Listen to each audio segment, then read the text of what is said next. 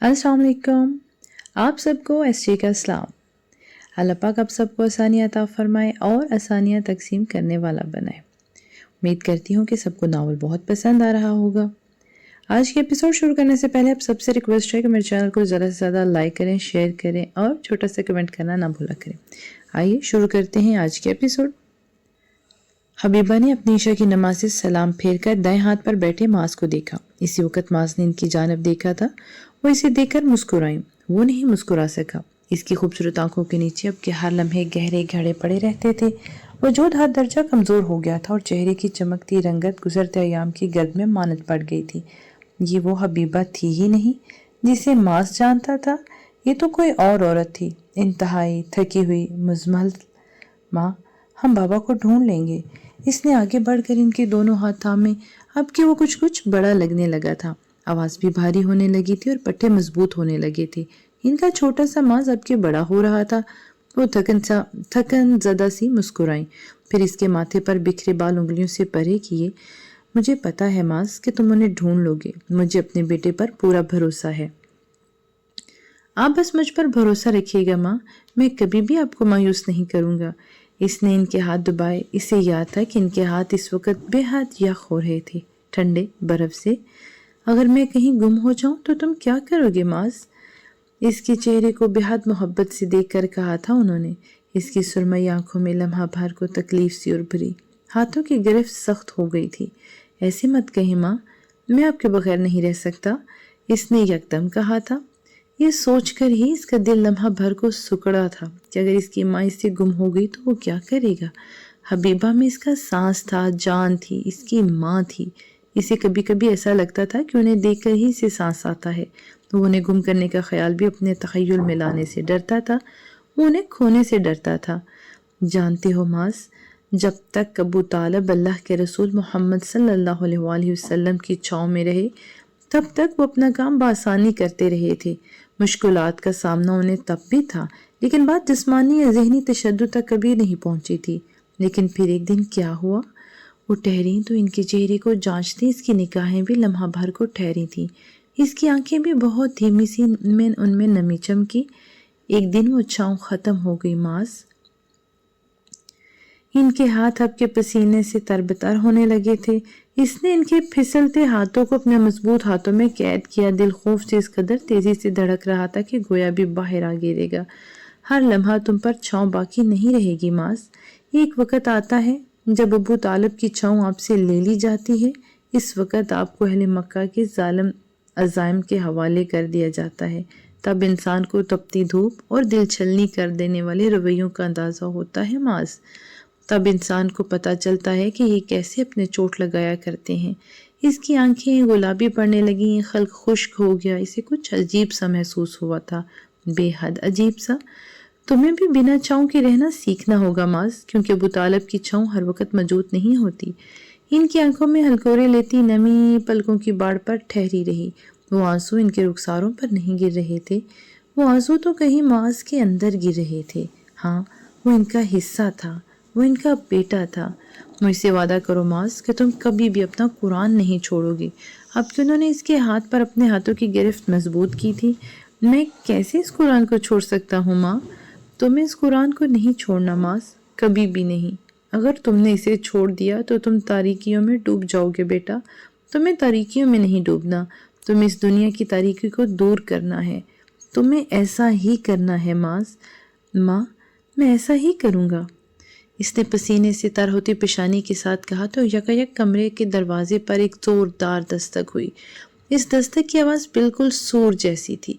वो दोनों उछलकर इस आवाज़ की सिमत मुतवज्जो हुए। उसने उठकर दरवाज़ा खोला तो सामने ही रमीन चाची खड़ी थी। भाभी, आपको अम्मी बुला रही हैं। इनकी आवाज़ में कुछ ऐसा था जो हबीबा और माज दोनों को चौंका गया। इसने बेख्तियार टक टक टिक टिक करती घड़ी की जानब निगाह घुमाई। वहाँ रात के 10 बज रहे थे। वो इनके साथ ही कमरे से बाहर निकल आया। लॉन्च में इस कदर बत्तियां रोशन थी कि लम्हे भर को इसकी आंखें इस कदर रोशनी पर चुंधे आ गई। इसी लम्हे इसकी निगाह रौनियत से सोफे पर बैठी फरहत पर पड़ी। इनकी यकूत जड़ी उंगलियां आहिस्ता आहिस्ता सोफे के हत्थे पर हरकत कर रही थी। साथ ही सोफे पर साइमा विराजमान थी और इनके एन सामने अरशद भी बैठा था। यही वो इनका जो देवर था। इसकी गर्दन गैर मामूली तरीके से झुकी हुई थी और इसका शर्मिंदा सा चेहरा देखकर मास लम्हा भर को चूका। इसके आसपास झगड़ सिर गर्दिश करने लगी। कल रात तुम कहाँ थी भाभी? साइमा की फुनकार पर इसकी रूह तक सनसना उठी थी। हबीबा ने नासमझी से एक नज़र मास को देखा और फिर साइमा की जानब निगाह घुमाई। मैं अपने कमरे में क्यों? उन्हें जैसे इनकी बेवकत की तफ्तीश की समझ ही नहीं आई थी। अच्छा, कल रात अगर तुम अपने कमरे में थी तो फिर कल रात अरशद के कमरे में कौन था? वो इनकी अगली बात पर गोया भग से इनका दिमाग उड़ा था। इसने हबीबा के चेहरे को गुलाबी से सफ़ेद होते देखा। इस कदर सफ़ेद और बेजान लगता था गोया इनकी मूरत सामने खड़ी हो। एक नज़र फरहद बेगम ने भी इन पर डाली थी। ये क्या कह रही हो तुम साइमा? वो इस कदर शश्तर थी कि जुमले भी ठीक से अदा ना हो पा रहे थे। यूँ लगता था गोया जुबान ही कंग हो गई हो। इनके इस कदर हल्काने पर घर की बाकी खवातीन ने अपने मुंह पर हाथ ही रख लिया था।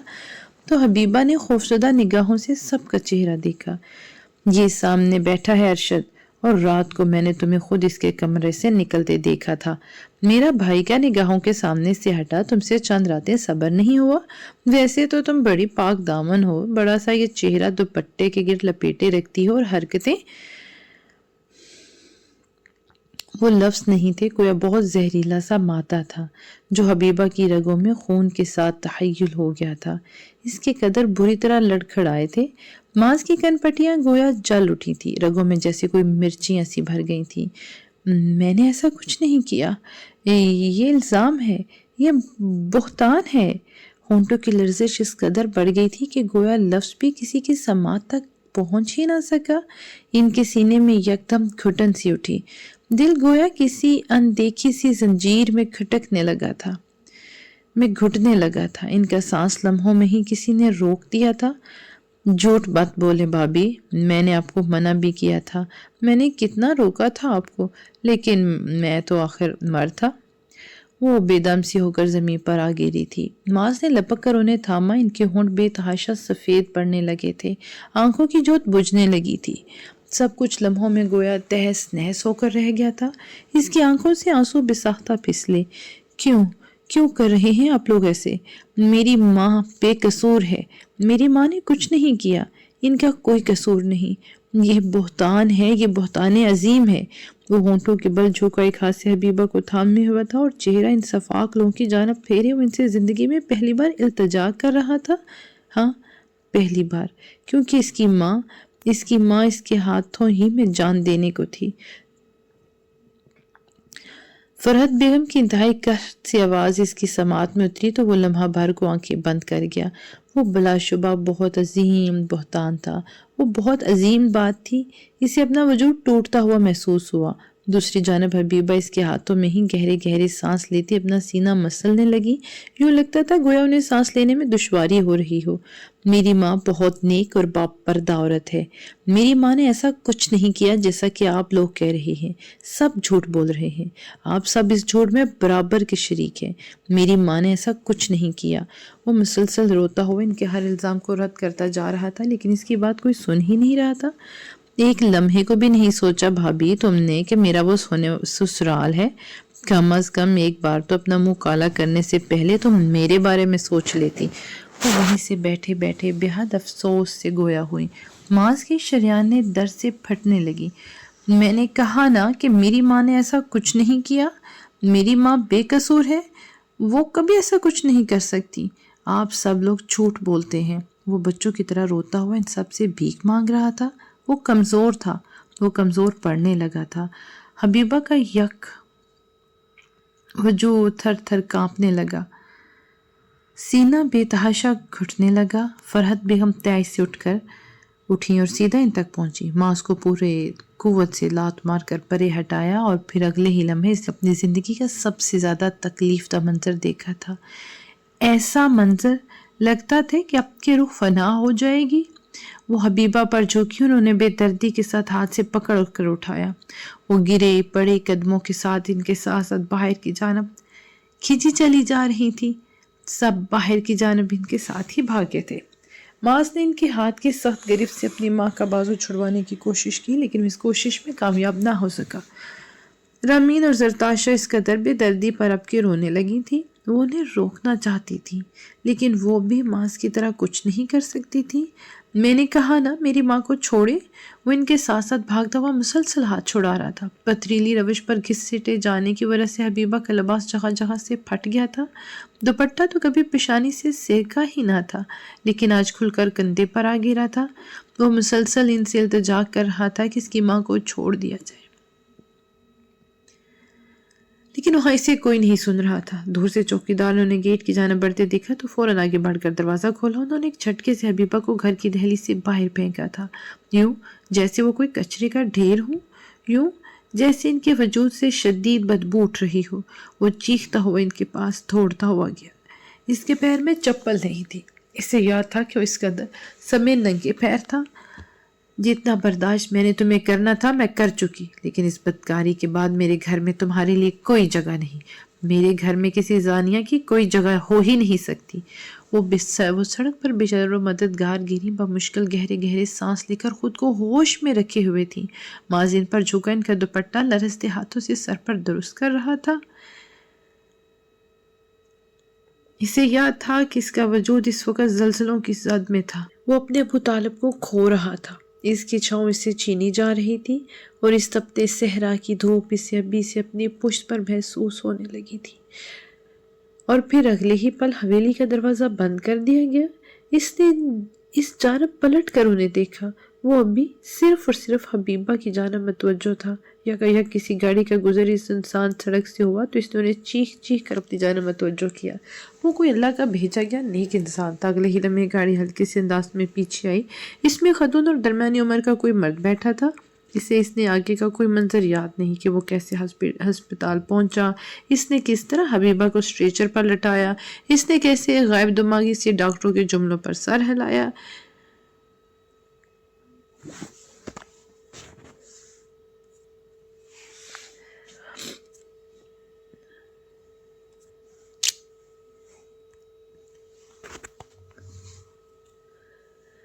इसे याद था तो बस वो आखिरी लम्स, वो आखिरी यख सा लम्स, वो लम्स जो इसके हाथ पर अरसे तक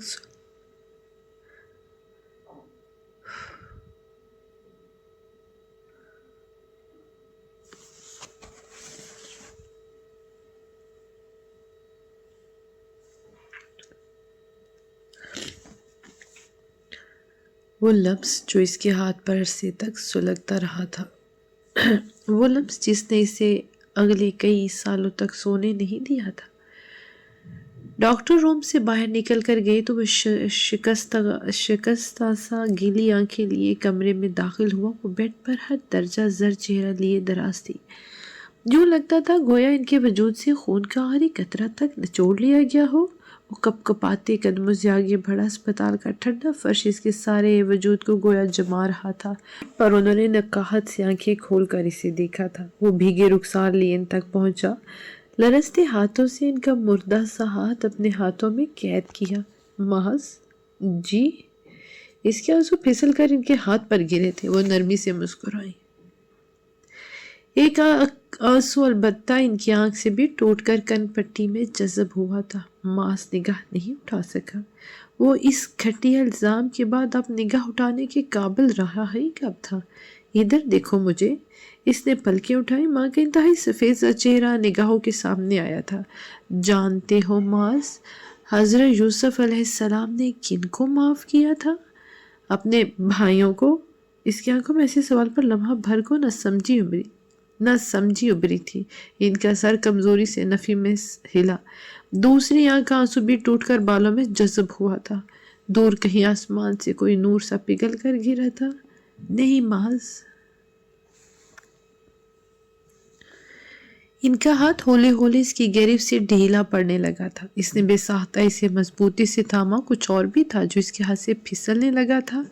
हबीबा का सांस बेख्तियार तेज हुआ। सीना तकलीफ के बायस घुटने लगा।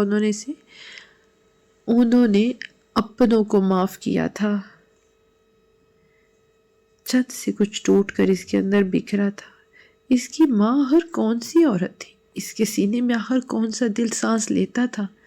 کیا کوئی تھا جو اس کائنات میں اتنے ظلم کے بعد بھی آخری درس اس کو معافی کا دے رہا تھا؟ چٹخا ہوا چاند لمحہ بھر کو اس جملے پر ساکت ہوا تھا۔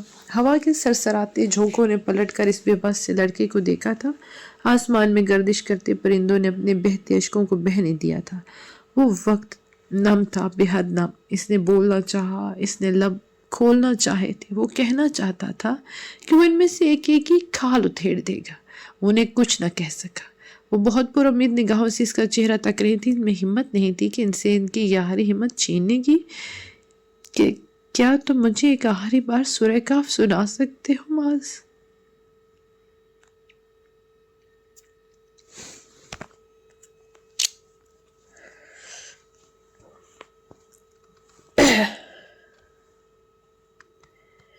کیا تم مجھے ایک آخری بار سورہ کہف سنا سکتے ہو معاذ؟ اس نے بے چینی سے آگے بڑھ کر ان کے آنسو اپنے ہاتھوں سے صاف کیے تھے۔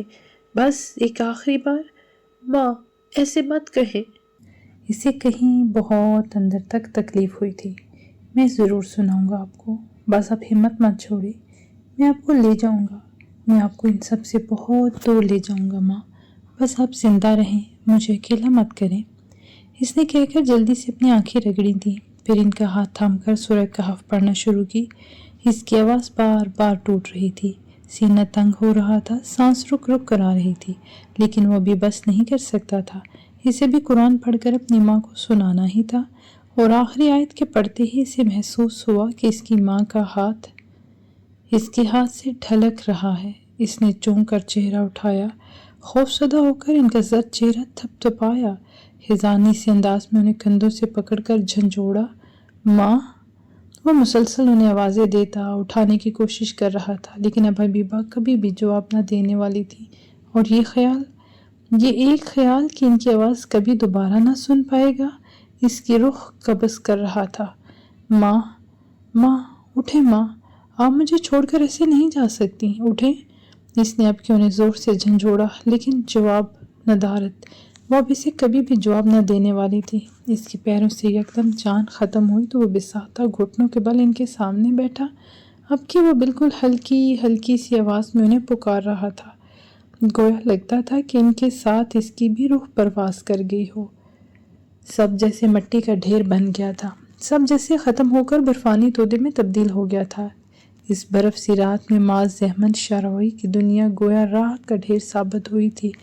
بے شک ہم اللہ کے ہیں اور اسی کی طرف پلٹنے والے ہیں۔ سورہ بقرہ۔ پھر اسے کچھ یاد نہ پڑتا تھا کہ وہ کدھر کو جا رہا ہے۔ اس کے قدم سڑک کے اندر کانٹوں پر آئے، کئی نوکیلے پتھروں نے اس کے پیروں کو زخمی کیا اور کئی باریک جانوروں نے اسے کاٹا، لیکن اسے اب کسی چیز کا کوئی اثر نہیں ہو رہا تھا۔ معاذ احمد سوچنے اور سمجھنے اور محسوس کرنے کے حدود سے کہیں بہت دور نکل گیا تھا۔ ماں کو وہ 2 دن پہلے ہی قبرستان میں دفنا چکا تھا۔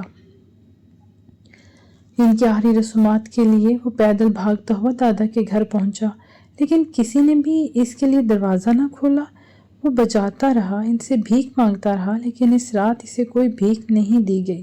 اس کے ننہال میں محض اس کی ایک خالہ اور نانی تھی۔ اس نے جیسے تیسے کر کے ان تک یہ خبر پہنچائی اور پھر اسپتال کے ٹھنڈے فرش پر آکڑوں بیٹھا ان کے آنے کا انتظار کرنے لگا۔ وہ آئیں، اسے اپنے ساتھ لپٹا لپٹا کر روئیں، لیکن وہ نہیں رویا۔ اسے کسی بات پر رونا ہی نہیں آ رہا تھا۔ اس کی زندگی حبیبہ کی زندگی کے ساتھ ہی سلب کر لی گئی تھی۔ نانی اور خالہ اسے اپنے ساتھ لے جانے پر مصر تھیں۔ وہ حبیبہ کو کھو چکی تھی، لیکن وہ معاذ کو نہیں کھونا چاہتی تھی۔ وہ بھی چپ چاپ ان کے ساتھ چلا گیا، لیکن اگلے ہی دن فجر کی نماز میں وہ ان کے گھر سے نکل آیا، پھر کسی سمت کئی دنوں تک پیدل چلتا رہا۔ اس کے پیر گر سے ہٹ چکے تھے، بال بکھرے ہوئے اور حلیہ بخاریوں کا سا ہو گیا تھا۔ یکدم اسے چلتے چلتے احساس ہوا کہ اس کا وجود تھکن کا شکار ہے۔ وہ تیز چلتی سڑک کے کنارے بنے فٹ پاتھ پر جا بیٹھا، پھر آہستہ سے مٹی کی پرواہ کیے بغیر وہیں لیٹ گیا۔ سڑک کی چہل پہل رات ڈھلتے ہی تھمنے لگی۔ اپنے اپنے روشنی دکانوں کے شٹر گراتے لوگ گھروں کو جانے لگے۔ رات کے آخری پہر میں سڑک بالکل ویران ہو گئی۔ یکایک اسے کسی اندھیرے میں کچھ سفید سا دکھا، کچھ دھواں سا۔ اس دھوئیں کے پار کوئی وجود تھا، سفید بے داغ لباس میں لپٹا وجود۔ اس نے آنکھیں پھاڑ کر دھوئیں کے اس پار دیکھنا چاہا، لیکن اسے سوائے ایک ہولے کے کچھ بھی دکھائی نہیں دے رہا تھا۔ یکایک وہ ہولا اس دھوئیں کو چیرتا ہوا باہر نکلا اور پھر اس سے کچھ فاصلے پر ہی ٹھہر بھی گیا۔ وہ بے یقین نگاہیں پھیلائے انہیں دیکھا گیا۔ وہ بلا شبہ بہت جانا پہچانا سا وجود تھا۔ وہ کوئی جانی پہچانی سی خوشبو تھی جو اس کے نتنوں سے ٹکرائی تھی۔ ہولا قدم قدم چلتا عین اس کے سامنے پہنچا۔ وہ سر اٹھائے بنا پلکے جھپکے انہیں دیکھے گیا۔ گزرے کئی دنوں میں اس نے پاگلوں کی طرح دعائیں کی تھی کہ وہ کہیں سے انہیں نظر آ جائیں۔ اس نے مجنوں بن کر اوپر والے سے التجا کی تھی کہ ایک بار اس کی ماں کا چہرہ اسے خواب میں دکھا دے، لیکن اس پر کوئی مہربانی نہیں کی گئی۔ وہ تڑپتا رہا یہاں تک کہ اس نے ان کے دوبارہ نظر آنے کی امید ہی ترک کر دی تھی، اور اب جب کس نے امید ترک کر دی تھی تو ان کا ہولا اس کے سامنے کھڑا تھا، سفید لباس میں ملبوس، انتہائی خوبصورت سا وجود، حبیبہ کا وجود، پاکیزہ اور پرسکون۔ آپ کہاں چلی گئی تھی ماں؟ آپ کہاں چلی گئی ہیں؟ اس کی آنکھوں سے آنسو بے ساختہ ابلنے لگے۔ کئی دنوں کی خاموشی جیسے ٹوٹ گئی۔ ماض احمد اس خاموشی کے ساتھ ہی ٹوٹنے لگا تھا، لیکن حبیبہ خاموشی سے اسے دیکھے گئی۔ میں نے آپ کو بہت یاد کیا ماں، میں آپ کو ہر وقت یاد کرتا ہوں۔ وہ رو رہا تھا۔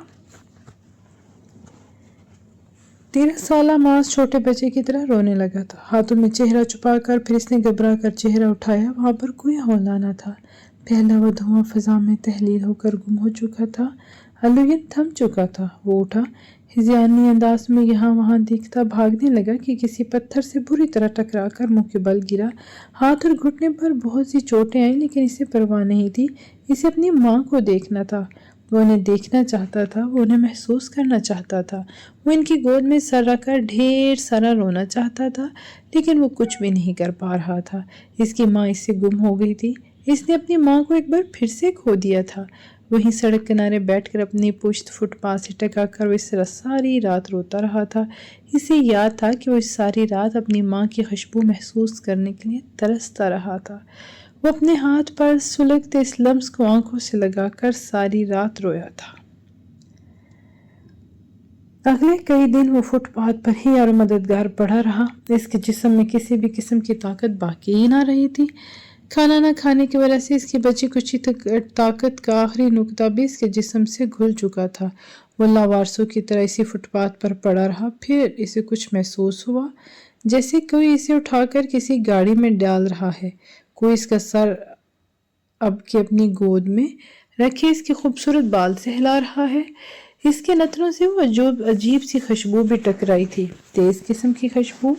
اگلی رات جب اس کی بوجھل پلکیں ایک دوسرے سے جدا ہوئیں تو اس نے دیکھا کہ کوئی اس کے سرہانے بیٹھا ہے۔ کمرے میں ایک پل کو نگاہ دوڑا کر اس نے کچھ یاد کرنا چاہا، لیکن یہ جگہ اور سامنے بیٹھا یہ شخص اس کے لیے بالکل اجنبی تھا۔ کون ہو تم؟ بہت نحیف سی آواز نکلی تھی اس کی۔ بہت زور لگانے کے بعد بہت کمزوری دکھائی تھی اس نے۔ سامنے بیٹھے شخص نے سر اٹھایا، اس کی سرمئی آنکھوں میں دیکھتے ہوئے مسکرایا، اور پھر آگے بڑھ کر اس کے ماتھے پر آئے بالوں کو سہلانے کے لیے ہاتھ بڑھایا ہی تھا کہ اس نے اپنا چہرہ پیچھے کر لیا۔ اس عمر رسیدہ شخص کا ہاتھ گویا ہوا میں ہی معلق رہ گیا تھا۔ پھر اس نے برا مانے بغیر اپنا ہاتھ پیچھے کیا، اسے محبت سے دیکھا۔ تم اس دنیا کے ستائے ہوئے لگتے ہو، تو میں تمہیں اپنے ساتھ لے آیا۔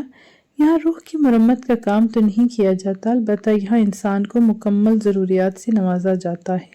تمہیں بھی نوازا جائے گا، اگر جو تمہاری رضا اس سب میں شامل ہوئی تو۔ وہ معاف ہوتے ذہن کے ساتھ ان کی باتیں سمجھنے کی کوشش کر رہا تھا، مگر وہ فی الحال کچھ بھی نہیں سمجھ پا رہا تھا۔ میرے لیے کام کرو گے؟ لمحہ بھر کو آگے ہو کر اس نے اس کی آنکھوں میں جھانکا تھا۔ کہ کیسا کام؟ اور کون ہو تم؟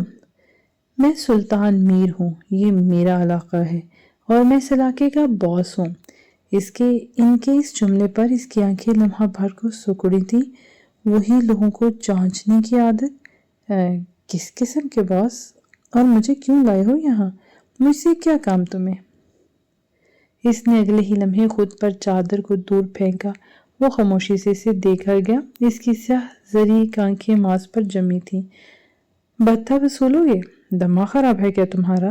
میں ایسا لڑکا نہیں ہوں، میں ایسا کوئی کام نہیں کروں گا۔ वो तैश से यकदम उठ बैठा और साथ ही आगे बढ़कर बेड से पैर उतारे। सुल्तान ने इसे दोनों कंधों से थामा तो वो लम्हा भर को खौफजदा हुआ। ये दुनिया बहुत जालिम है लड़के, इस दुनिया के बासी इससे भी कहीं ज्यादा जुल्म के बाहर तोड़ते हैं। तुम जैसे मासूम को तो ये दुनिया बेच खाएगी, इसीलिए मेरे लिए काम करो तो ऐश करोगे। इसने इसके दोनों हाथ छेड़ के, तुम्हें लगता है कि मैं तुम्हारे लिए काम करूंगा? बिल्कुल, क्योंकि तुम बहुत कुछ पहले ही खो चुके हो। तुमने अपनी माँ को खोया है, तुमने इसे अपना ही के हाथों खो दिया। ये मुजरिम लोग, ये मुजरिम कैसे बनते हैं? ये दुनिया के सताए हुए होते हैं, शदीद सर्द रातों में सड़कों पर भूख की शिद्दत से मर रहे होते हैं। अपने बच्चों को भूखा सोता देखकर ही अपने हाथ में इसलिए बंदूक को लेते हैं। यहाँ कभी कोई शौक से नहीं आया, यहाँ हर रेख उसकी मजबूरी लेकर आई है, भूख लेकर आई है, मौत लेकर आई है, मोहब्बत लेकर आई है। तुम्हें क्या लगता है कि तुम जैसे शरीफ लोग हर तरह से बख्शे हुए हो? यकीनन तुम लोगों के फैसलों के जवाब में जो मुजरिम बने हैं, इनका हिसाब तुम्हें देना ही होगा। वो इनकी पिछली बातों पर साकित हुआ था। इसे कैसे पता चला कि इसकी माँ के बारे में? वो एक पल को फिर से खौफजदा हुआ था।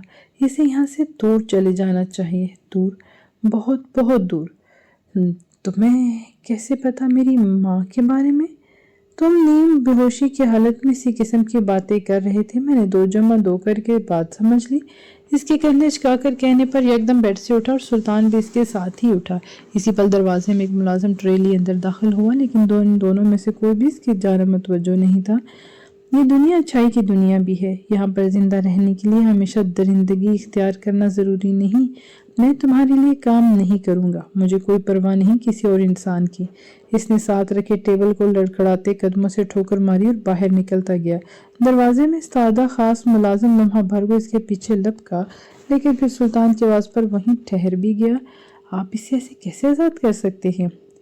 आ जाएगा, वो ज़रूर आएगा। भूख और सर्द रातें बहुत जालिम होती हैं शाही, ये जल्द ही पलटेगा। और फिर अगली ही रात जब सड़क पर बैठे बैठे इसके पेट में भूख से बल पड़ने लगे तो इसे अंदाज़ा हुआ ये दुनिया कैसे इतनी जालिम होती है। इसने चंद एक दुकानों पर जाकर काम करने की पेशकश की, लेकिन इसका हुलिया देकर इसे धक्के देकर बाहर निकाल दिया गया। उनके दरवाजे से लगा भूख की शिद्दत से आपके खाने के लिए भीख मांगने लगा, लेकिन इस पर रहम नहीं किया गया। वो रात बर्फ़ की रात थी। जिस्म पर एक अदद जीन्स और बटन शर्ट होने के बायस अब के इसका सारा जिस्म गोया जम रहा था। इसने वो पूरी रात फुटपाथ पर बैठे गुजारी थी। अगले दिन इस बड़ी सी हवेली का दरवाज़ा पार करते हुए लड़खड़ा रहा था, लेकिन वो फिर भी यहाँ चला आया था। चमकते लॉन्च में ही इसे सुल्तान मिल गया था। वो सोफे पर विराजमान हाथ में कोई फाइल लिए वरगर्दानी कर रहा था। साथ इसका वो खास मुलाजिम भी खड़ा था। आहट पर सर उठाकर देखकर फिर मखसूस अंदाज में मुस्कुरा दिया। मुल्ला रस्ते कदमों के साथ आगे बढ़ा, ऐन इसके सामने बैठा, आंखें नहीं उठाई। अपनी इज्जत नफ्स इसके कदमों में जो रख दी थी, भला आंखें कैसे उठा सकता था अब? लोग कहते थे भूख तहजीब भुला देती है, लेकिन मैं तुम्हें बताऊं, भूख की शिद्दत इंसान को सब कुछ भुला देती है। इसे भी सब भूल गया था। या था तो सिर्फ इतना कि वो कई दिनों का भूखा था और इसे खाना खाना था, बहुत सारा खाना। इसके सामने खाना लाकर रखा गया तो वो जानवरों की तरह इस पर टूट पड़ा था।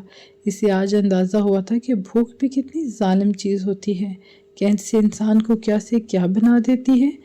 सुल्तान खामोशी से इसे खाते हुए देखता रहा। वो इस पर नहीं हंसा, ना ही इसका मजाक उड़ाया और ना ही इसकी कुचली इज्जत नफ्स का ताना दिया। शायद वो भी कभी किसी की हवेली में इसी तरह भूखा दाखिल हुआ था। फिर जब वो खाना खा चुका तो इनकी जानिब मुतवज्जो हुआ। आंखों में ठंडे गोश्त का सा तासुर था, ऐसे जैसे वो कोई फैसला करके आया हो। सुल्तान आगे होकर बैठा। मैं काम करूँगा तुम्हारे लिए, ये हुई ना बात। वो जैसे इसके फैसले पर बेहद खुश हुआ था। साथ टेबल पर रखी रिवाल्वर इसकी जानब बढ़ाई तो इसने एक निगाह उठाकर सुल्तान को देखा और फिर इस रिवाल्वर को थाम लिया। इसके हाथ की हल्की सी लर्जिश सुल्तान बखूबी देख रहा था। तुम इसे चलाना शाही सिखा देगा, बल्कि वो तुम्हें हर काम सिखा देगा। तुमने बस जो फैसला कर लिया है इस पर कायम रहना, क्योंकि ये काम एक जहन्नम की मानद है। اس میں جو ایک بار داخل ہوتا ہے وہ دوبارہ کبھی یہاں سے باہر نہیں نکل سکا، کبھی بھی نہیں، اور جو یہاں سے نکلنے کی کوشش کرتے ہیں آخر مارے جاتے ہیں۔ اس کی ریڑھ کی ہڈی اس آخری جملے پر سرسرا اٹھی تھی، لیکن پھر اس نے پسینے سے تربتر ہوتے ہاتھوں سے ریوالور کس کر تھاما۔ آنکھوں کے پار بہت سے منظر گردش کرنے لگے۔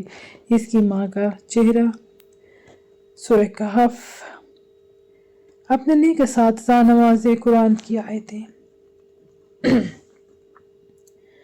سب کچھ اس کی نگاہوں کے سامنے تھا۔ وہ چاہتا تو اس ریوالور کو چھوڑ دیتا، لیکن وہ اسے نہیں چھوڑ سکا۔ اس نے دل مضبوط کیا اور اسے ساتھ ہی لے اٹھا۔ اس نے یہاں سے نکلتے ہی اپنا سب کچھ اپنے سلطان کے پاس گرہن رکھوا دیا تھا۔ وہ جانتا تھا کہ اس نے ساری نصیحتوں، سارے انداز، ساری خوشخبریوں کو پست پوش ڈال دیا تھا۔ اس نے قرآن تھامنے والے ہاتھوں میں آج ریوالور تھام رکھا تھا۔ وہ لڑکا اسی برف سی دنیا میں اب کے کئی واقعی برف بننے لگا تھا۔ ہاں، اس نے قرآن چھوڑ دیا تھا۔ اسے چھوڑتے ہی اس نے اپنا ایک حصہ بھی اس کے ساتھ کہیں کھو دیا تھا۔ حبیبہ کا ماس اب کے حبیبہ کا ماس رہا ہی نہیں تھا، یہ تو اب کوئی اور ہی لڑکا تھا، جرم کی دنیا کا ایک اور شکار، ماس شاروی۔ لانچ میں سب گھر والے دم سادے بیٹھے تھے۔ ربیل یکٹک عابد کو دیکھے گئی۔ کتنی آسانی سے انہوں نے اس کے رشتے کے لیے حامی بھر لی تھی۔ کیا وہ ان پر اس قدر گہرا بوجھ تھی؟ کیا واقعی اسے اس وقت رونا بھی نہیں آ رہا تھا؟ وہ تو بس ان کے ایک فیصلے سے گویا خاموش ہو گئی تھی۔ دوسری جانب پھپھو اب تک برف ہوئی وقار کی جانب دیکھ رہی تھی۔ آپ نے ایسے سوچا بھی کیسے کہ آپ میرے بیٹے کی مانگ پر نظر رکھ سکتے ہیں؟ انہیں جیسے یکدم ہی ہوش آیا تھا تو وقار نے سرخ آنکھیں ان پر جمائیں۔ تم یہ رشتہ توڑنے اور چوڑنے کی دھمکیوں سے اگر باز آ جاتی تو یہ نوبت ہرگز نہیں آتی۔ ارے شرم کرو تھوڑی سی، اس بچی کا حال کیا کر دیا ہے تم نے؟ اس نے کوئی گناہ نہیں کیا، نہ ہی کسی کو اپنے اس عمل سے تکلیف پہنچائی ہے، پھر بھی تم نے اسے اس قدر سب سے میں گھسیٹا کیوں؟ صرف اس لیے نا تاکہ اپنی انا کی تسکین کر سکو۔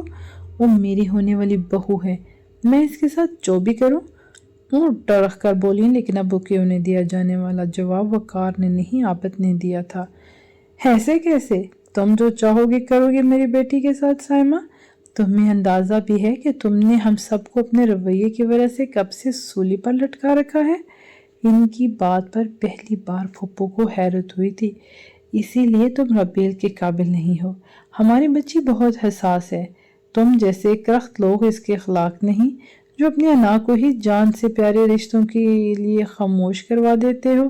ان سے بھلا کسی اچھائی کی امید کی بھی کیسے جا سکتی ہے؟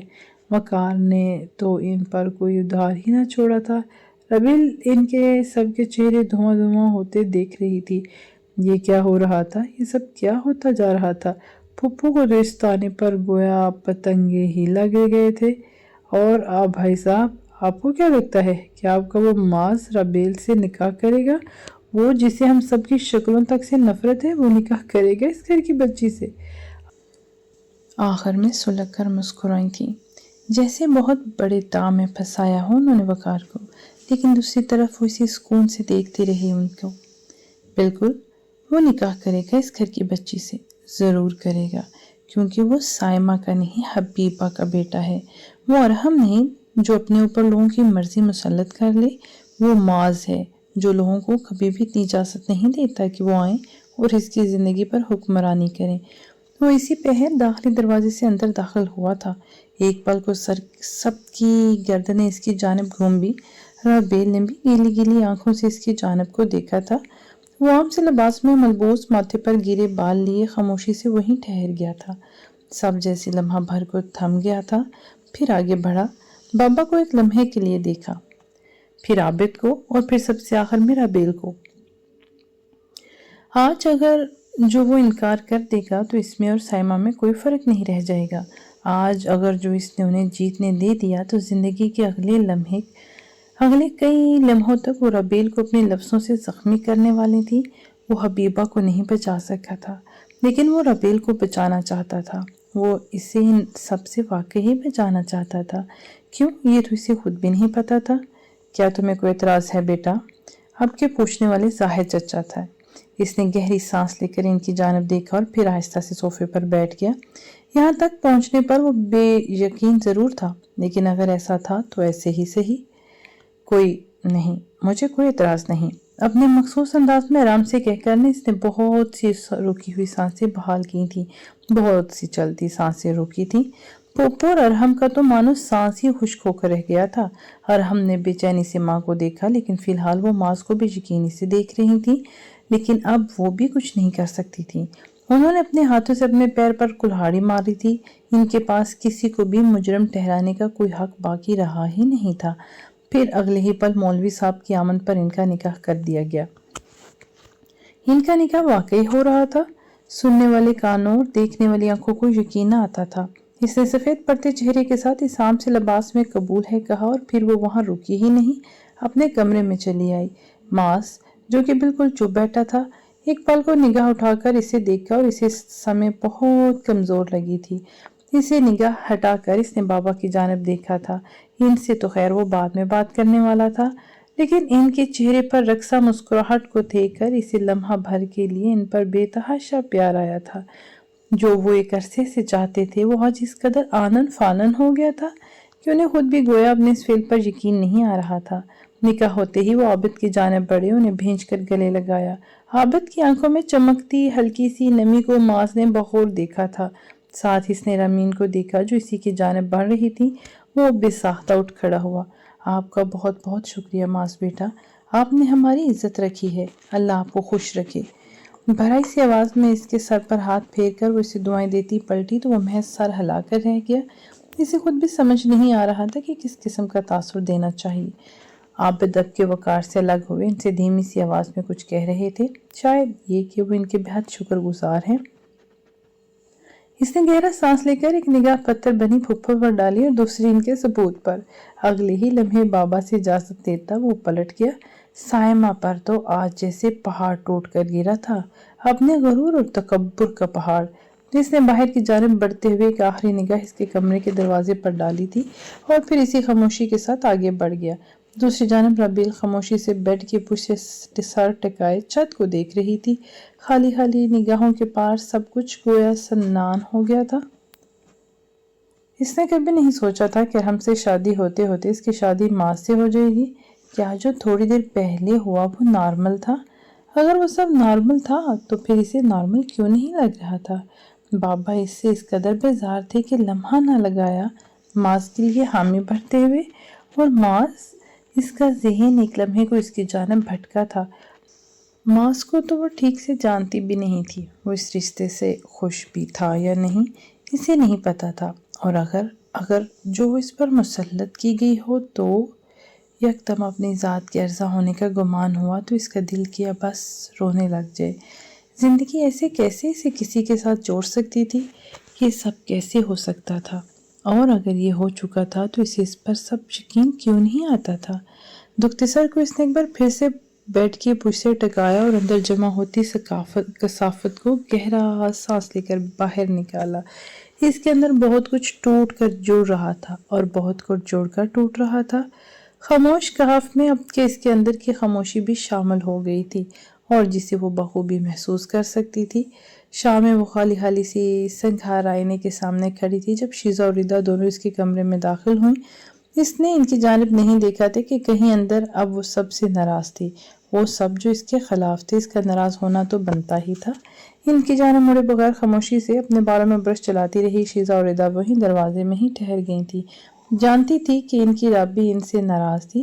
پھر شیزہ ہی کھنگار کر آگے بڑھی۔ کیا پہن رہی ہو رابی؟ اس نے کوئی جواب نہیں دیا، یوں ہی بالوں میں برش چلاتی رہی۔ اب تو سب ٹھیک ہو گیا ہے نا رابی؟ تو تم ہم سے اب بھی ناراض ہو؟ پیچھے سے ردا نے بہت ہلکی آواز میں کہا تھا۔ اس نے یکدم ہی سنگھار آئینے پر برش پٹکا، ان دونوں کو لمحہ بھر کے لیے مڑ کر غصے والی نگاہوں سے دیکھا، لیکن ان دونوں کو اس لمحے بہت پیاری لگی تھی۔ غصے میں کون پیارا لگتا ہے بھلا؟ لیکن رابیل کا غصہ ایسا ہی تھا، اس پر ڈرنے یا گھبرانے کے بجائے پیار آ جایا کرتا تھا۔ کیا سب ٹھیک ہے؟ تم دونوں کو لگتا ہے کہ یہ سب ٹھیک ہے؟ واقعی میرا نکاح ہو چکا ہے، ایسے کیسے میرا نکاح کسی کے ساتھ بھی ہو سکتا ہے؟ میں بوجھ تھی بابا پر تو مجھے بتا دیتے، ایسے مجھے سب کے سامنے عرضہ کرنے کی کیا ضرورت تھی؟ اور پھر وہ یکدم رونے لگی تھی، وہی ہر لڑکی کی طرح غصے کے آخری سرے پر رونے کی عادت۔ شیزا اور ردا دونوں نے یکدم اس سے آگے بڑھ کر خود سے لگایا تھا۔ ان کی رابی بہت معصوم تھی، حالانکہ وہ ان سے بڑی تھی، لیکن پھر بھی وہ ان جیسی نہیں تھی۔ وہ چھوٹی چھوٹی باتوں پر رو جایا کرتی تھی، اور آج تو اس پر بہت کچھ ایک ساتھ گزر گیا تھا۔ ہم دونوں بہت سوری ہیں تم سے رابی، شیزا نے نم آنکھوں کے ساتھ کہا تھا تو اس نے آنکھیں رگڑی، ان سے الگ ہوئی۔ چہرہ بے حد درجہ سرخ ہو رہا تھا، ناک گلابی رنگ سے دہک رہی تھی اور ہچکیوں کے باعث سانسیں الجھی ہوئی تھی۔ میں بہت اکیلی تھی سب میں شیزا، میں بہت خوفزدہ تھی، مجھے بہت ڈر لگتا تھا لوگوں کے رد عمل سے۔ جانتی ہو تم دونوں کو کتنا مس کیا ہے میں نے اپنی ان تنہا راتوں میں۔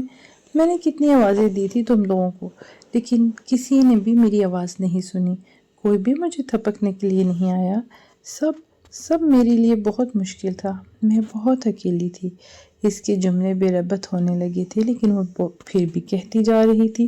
ردا اور شیزا بھی اب کے اسے دیکھ کر رونے لگی تھی۔ ان کی کھوئی ہوئی رابی جیسے انہیں پھر سے مل گئی تھی۔ سوری رابی، ردا نے کہہ کر اس کی آنکھیں صاف کیں۔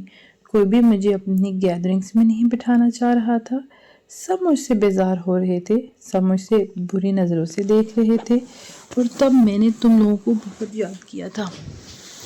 کوئی بھی میرے ساتھ نہیں تھا، پھپھو نے ہر دفعہ مجھے بے عزت کیا، تم لوگ تب بھی میرے ساتھ نہیں تھے، تو میں بہت اکیلی تھی۔ وہ روتی جا رہی تھی اور کہتی جا رہی تھی۔ اس کے دل پر جمے زخم بہت گہرے تھے۔ دونوں نے ایک بار پھر سے آگے بڑھ کر اسے خود سے لگایا تو وہ رونے لگی۔ ہم اب ساتھ ہیں تمہارے، شیزا نے کہہ کر اسے خود سے الگ کیا، اور ماں نے ہمیں تمہیں تیار کرنے ہی بھیجا ہے، دیکھو تم نے ہمیں کن کاموں میں لگا دیا۔ ردا نے آنسو صاف کرتے ہوئے اس کی الماری کی جانب چہرہ پھیرا تو شیزا نے بھی اسے سنگھاراننے کے سامنے رکھی کرسی پر بٹھایا۔ وہ خاموشی سے بیٹھ گئی، اس میں اب کی کسی بات پر اعتراض کرنے کی ہمت نہیں تھی۔ اس فراق کا دوپٹہ تو چھوٹا ہے رابی، تم حجاب کیسے کرو گی؟ اس نے ایک لمحے کو چہرہ اس کی جانب موڑ کر ردا کو دیکھا تھا۔ ہاں، اب کی آہستہ آہستہ وہ اسے اور اس کے حجاب کو قبول کرنے لگے تھے۔ اس کا دوپٹہ چھوٹا تھا تو میں نے اس کا بڑا دوپٹہ بنوا لیا تھا، وہیں رکھا ہے اوپر والے حصے میں، اس نے کہہ کر شیزا کو دیکھا جو مسکرا کر اسے ہی دیکھ رہی تھی۔ پھر اس کے بالوں کو پونی میں باندھا، دوپٹہ اس کے ہاتھ میں دیا اور دونوں نے دور کھڑے ہو کر اسے دیکھا۔ وہ پیاری لگ رہی تھی، پیاری، تمہیں جتنا بھی لڑکیوں کی طرح تیار کرو، لگنا تو تم میں وہی کیوٹ سا بچہ ہے، شیزا نے ہنس کر کہا اور ساتھ ہی کمرے سے باہر نکل گئی۔ ردا بھی اس کے پیچھے ہنستی ہوئی نکلی تھی، اور رابیل، اس نے ایک پل کو سنگار آئینے میں خود کو دیکھا اور پھر وہ بھی دھیرے سے مسکرا دی۔ وہ واقعی اپنی گلابی گالوں کی وجہ سے بڑی لڑکی لگنے سے قاصر تھی، اسے ان گالوں کے ساتھ کیوٹ ہی لگنا تھا۔ اب کہ وہ آہستہ سے چہرے کے گرد حجاب لپیٹنے لگی، آسمانی رنگ کا لانگ فراک اس کے ٹخنوں سے ذرا اوپر تھا، ان پر جھلملاتا سا باریک ستاروں کا کام اس سمے بے حد خوبصورت لگ رہا تھا۔ اسی پل دروازے پر دستک ہوئی تو اس نے چونک کر اس کی طرف کو دیکھا۔ وقار دروازہ کھول کر اس کے کمرے میں داخل ہو رہے تھے، سفید کرتا شلوار میں ملبوس، وہ آج بھی بہت جچتے تھے۔ اسے دیکھ کر لمحہ بھر کو کھل کر مسکرائے، چہرہ اس قدر روشن اور پرسکون تھا کہ رابیل کے دل پر جمع ہر زخم دھلنے لگا۔ میری بیٹی تو بہت پیاری لگ رہی ہے آج، ماشاءاللہ، اللہ نصیب اچھے کرے۔ تھینک یو تایا۔ اسے سمجھ نہیں آیا کہ اور کیا کہنا چاہیے۔ وہ پاس چلے آئے، اس کے سر پر ہاتھ رکھا۔ میں بہت خوش نصیب ہوں جو مجھے تم جیسی بیٹی ملی ہے رابیل، میں آج بہت بہت خوش ہوں۔ ان کی آواز کی باریک سی لرزش رابیل کو بتا رہی تھی کہ وہ واقعی اس رشتے سے بے حد مطمئن اور خوش تھے، لیکن معاذ، کیا وہ بھی اس رشتے سے اتنا خوش تھا؟ تایا، لیکن معاذ، کیا وہ بھی اس رشتے سے خوش ہے؟ اس نے ایک لمحے کو دل مضبوط کر کے پوچھ ہی لیا تو وقار اس کے سوال پر مسکرا دیے۔ مجھے اس کی خوشی کا نہیں پتا رابیل، لیکن میں اتنا جانتا ہوں کہ وہ اس رشتے سے راضی ہے، اگر وہ راضی نہیں ہوتا تو کبھی بھی حامی نہیں بھرتا۔ تم اب اسے جانتی نہیں، اس کی مرضی کے بغیر کوئی بھی اس سے کوئی کام نہیں کروا سکتا۔ وہ اس کے بیڈ پر بیٹھ کے اب کے دھیمی آواز میں اسے آگاہ کر رہے تھے اور وہ عین ان کے گھٹنوں کے سامنے بیٹھی تھی۔ لیکن تایا، وہ تو مجھے ٹھیک سے جانتا بھی نہیں، پھر ایسے کیسے وہ میرے لیے حامی بھر سکتا ہے؟ اس کی بے چینی ہر لفظ سے آیا تھی۔ وقار اداسی سے مسکرائے تھے۔ یہ سچ ہے کہ وہ تمہیں نہیں جانتا، لیکن اس نے کوشش بھی نہیں کی تمہیں جاننے کی، شاید اس لیے کہ وہ تمہیں گہرائی سے جاننا چاہتا تھا، اسی لیے کسی سے بھی کچھ بھی پوچھے بغیر آرام سے حامی بھر گیا۔ اسے کسی دوسرے کی ججمنٹ پر تمہارے معاملے میں کوئی بھروسہ نہیں ہے۔ اس کے رخسار لمحہ بھر میں گلابی ہوئے تھے تو وقار اسے دیکھ کر مسکرائے۔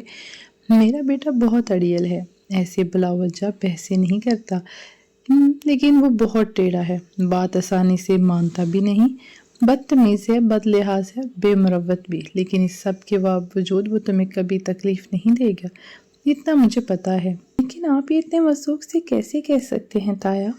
کچھ دیکھا ہے میں نے اس کی آنکھوں میں تمہارے لیے رابیل، عقیدت یا پھر اپنائیت، میں نام نہیں دے سکا اس جذبے کو۔ یہ اپنائیت تو اس نے خود بھی کئی دفعہ محسوس کی تھی، اگر اسے محسوس ہوئی تھی تو کسی کو بھی محسوس ہو سکتی تھی۔ مجھے کبھی کبھی ڈر لگتا تھا کہ وہ شادی نہیں کرے گا، لیکن آج جب اس نے نکاح کے لیے حامی بھری تو میرے دل میں سکون اتر گیا رابیل، کیونکہ تم سے بہتر لڑکی تو اسے کبھی مل ہی نہیں سکتی تھی، کبھی بھی نہیں۔ وہ اٹھ کھڑی ہوئی تھی، وقار بھی ساتھ ہی اٹھے۔ اب کوئی بھی تمہیں تمہارے حجاب پر کبھی بھی کچھ نہیں کہے گا، میں کسی کو اپنی بیٹی پر کوئی بات کرنے ہی نہیں دوں گا۔ تم آرام سے ولیمہ اٹینڈ کرو، جو اگر تمہاری پھپھو کچھ بھی ایسا ویسا کہیں تو مجھے بتانا، بہت ہو گیا۔ ہنس ہنس کر اس کی کڑوی باتیں ٹالنا، چلتا ہوں، خیال رکھنا بچے۔ وہ مسکراتے ہوئے باہر کی جانب بڑھے تو وہ بھی نم آنکھوں سے انہیں جاتا دیکھتی رہی۔ اللہ نے ایک ساتھ ہی اس کے لیے اتنی ساری امداد بھیج دی تھی کہ وہ سمجھ نہ پا رہی تھی کہ کس بات پر کیسا رد عمل دینا چاہیے، کس بات پر کون سا جواب درکار ہے۔ گہرا سانس لے کر اس نے بھی اپنا حجاب درست کیا اور پھر وہ خود بھی کمرے سے باہر کی جانب پڑ گئی۔ کچھ وقت تو اسے بہرحال یہ سب قبول کرنے میں لگنا ہی تھا، وہ خود کو بھی ٹائم دینا چاہتی تھی، بہت سارا پرسکون سا ٹائم۔